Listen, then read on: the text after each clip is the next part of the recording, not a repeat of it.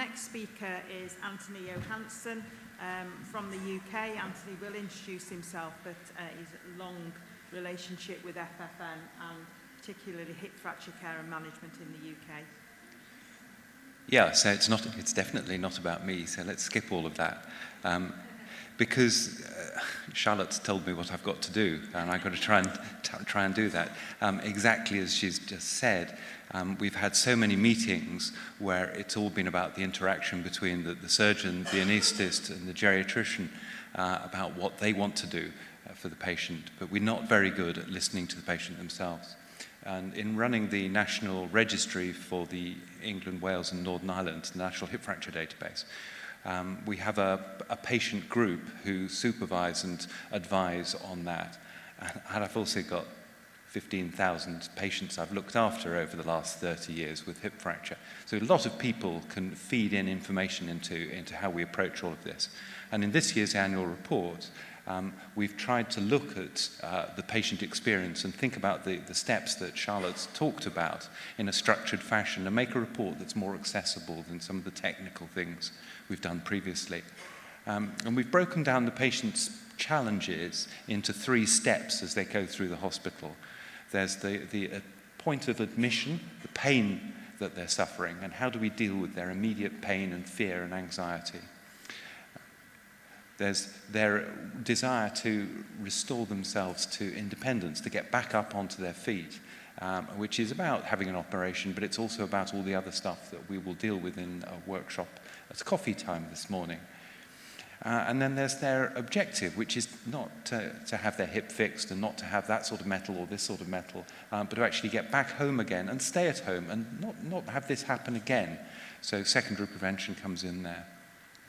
And we've tackled these 3 challenges in the way that we've designed the report and the way that we designed the whole audit. So we've got this urgency about getting people to theatre, and there was a paper in Emergency Medicine Journal came out yesterday showing that people who don't get to a ward within 4 hours are more likely to die. We've done some work with the Scottish audit, and all of these YouTube videos are available for you to follow in much more detail some of this work.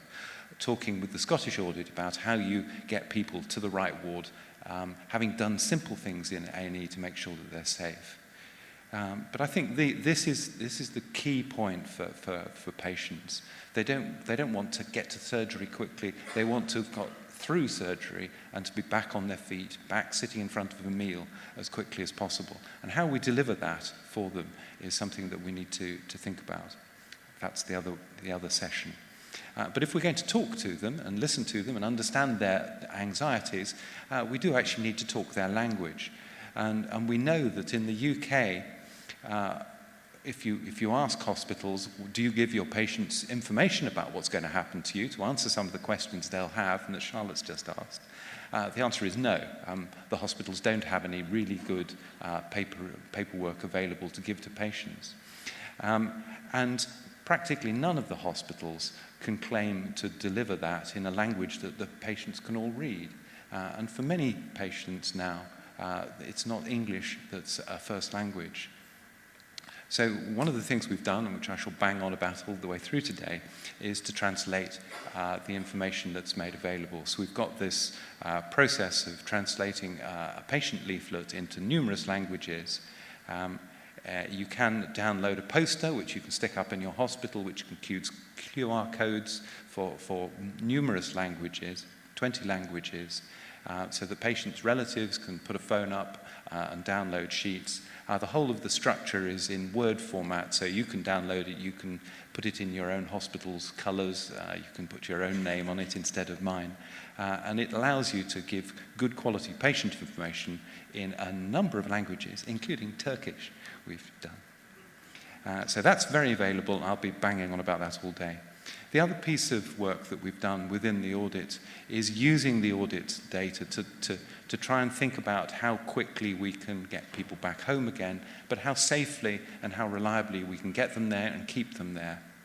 We know that this time last year we launched this call to action to drive up the use of zoledronate as a first-line treatment to make sure that people are going home on a treatment that will continue after they've gone home.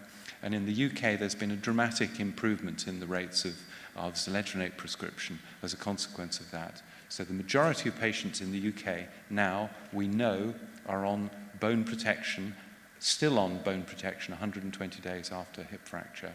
That's a real change in what's happened, and that's driven by the very cheap the zoledronate therapy.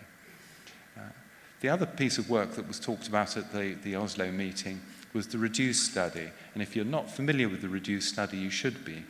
It's a very complex analysis of the results of the national audit data, pulling in reports and information from a whole variety of resources.